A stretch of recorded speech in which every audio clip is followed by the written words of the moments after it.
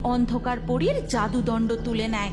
তারপর বিড়ালের গায়ে ঠেকাতেই সে আবারও অন্ধকার পরীতে রূপান্তরিত হয়, আর সেই মুহূর্তে বায়সও নিজের রূপে ফিরে আসে। তুমি কমলকলিকে আমার হাত থেকে বাঁচাতে পারবে না রানীপরি।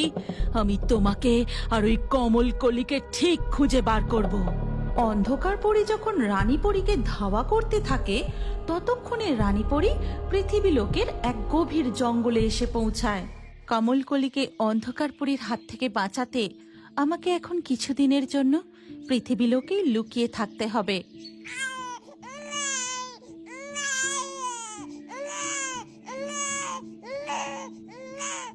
আমি বুঝতে পারছি সোনা, তোমার খুব খিদে পেয়েছে, কিন্তু এই পৃথিবী রাজ্যে আমি যখন খুশি জাদুর প্রয়োগ করতে পারি না, তাই আমাকে অন্য কোনো উপায় দেখতে হবে। এরপর রানীপরী এক বুড়ির ছদ্মবেশ ধারণ করে। তারপর কমলকলিকে নিয়ে জঙ্গল থেকে বেরিয়ে পাশের গ্রামের দিকে যায়।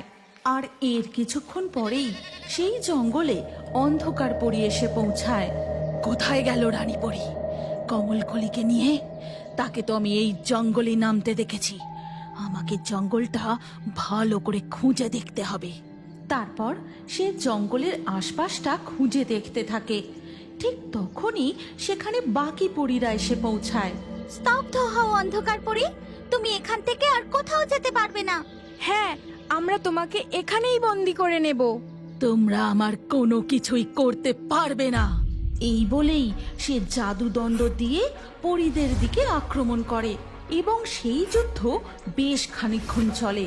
কিন্তু সেই মুহূর্তে সকল পরীদের সঙ্গে অন্ধকার পরী একা পেরে ওঠে না। অবশেষে